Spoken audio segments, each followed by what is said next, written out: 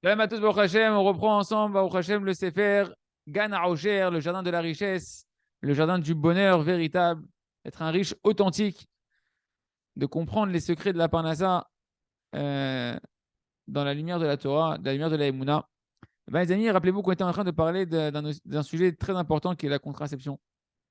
Que c'est une chose que lorsque c'est mal fait, quand c'est pas autorisé de manière claire par des chachamim, tzadikim de la génération, eh ben, ça ferme le canal de l'abondance. Et au-delà de ça, on avait dit Rechem, Rachamim, la matrice dans laquelle se développe le fœtus, c'est le même mot que la miséricorde d'Akadosh Baruch Hu. Et au-delà de ça, eh ben, il y a l'interdit de la perte de semences. C'est-à-dire qu'un homme qui va avec sa femme de manière non autorisée, quand il a une contraception non autorisée, sa semence, elle est perdue en vain. C'est pas du tout pareil. Tu vas dire, pourtant, physiquement, c'est la même chose. Non, c'est pas pareil. Si Rachamim, ils ont autorisé, c'est pas une perte de semences. Si Rachamim, c'est pas autorisé, c'est une perte de semences. Et là, ça rajoute encore une faute extrêmement grave de la perte de semences en vain, que c'est la faute la plus grave de la Torah. Qu'un homme qui transgresse cette faute-là, il transgresse toute la Torah entière. Et il n'y a pas de quantification de la punition d'un homme qui fait cette faute-là s'il ne se repent pas dessus, tant qu'il ne s'est pas repenti dessus. Et l'essentiel de la punition qu'il y a dans ce monde-là, pour cette faute-là, c'est des grandes pertes d'argent au niveau de la parnassa et quelqu'un qui risque d'être longtemps endetté tant qu'il n'a pas fait teshuva sur ce sujet-là. Et bien évidemment, on parle de l'importance du shalom baïd, de se marier, de la bracha qui vient à travers le mariage et le respect de la femme, etc. Et il y a une Gemara connue dans ma Masechet Yebamot, page 62, qui dit la chose suivante. Toute la bracha d'un homme, là-bas, ils disent qu'elle dépend du mariage, en disant comme ça. Amar Rabbi Tanchum, il a dit Rabbi Tanchum, au nom de Rabbi Hanilai, tout homme qui n'a pas de femme, bon, pour ceux qui sont célibataires, il ne faut pas se déprimer, d'accord? C'est une sheifa, c'est pour se motiver. Tout homme qui n'a pas encore de femme, il est sans simcha, il est sans bénédiction, il est sans bonheur, enfin sans bien véritable. Et à Bama Arava, là-bas, on a dit, il est sans Torah et il est sans muraille, etc., etc.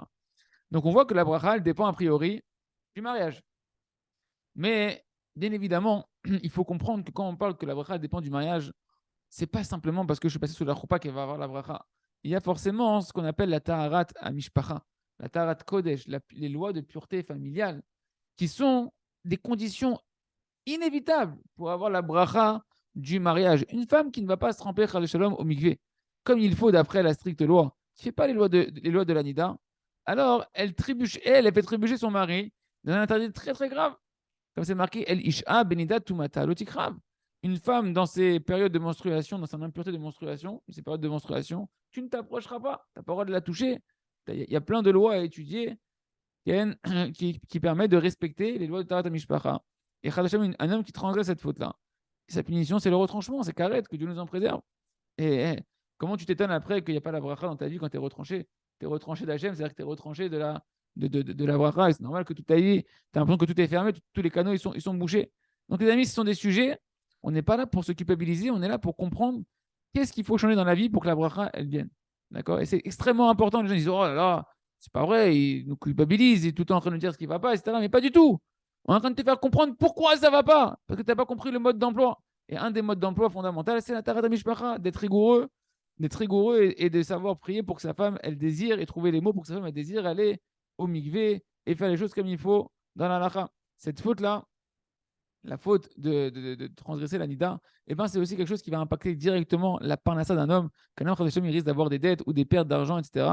Et pas simplement dans ce monde-là. C'est-à-dire que c'est une faute que, le pire, c'est dans le monde futur, que Dieu nous en préserve, il que chacun il se renforce dans la Emouna, qu'on ne met pas des moyens de contraception sans autorisation valable et justifiée, que sa femme, il faut prier et tout faire pour qu'elle fasse la Mishpacha Karaoui, et comme ça, hein, avoir les canaux de l'abondance de Hachem qui soient ouverts pour que la bracha qu'Hachem il veut nous donner, elle puisse nous parvenir correctement. Chazak ve nitrazek.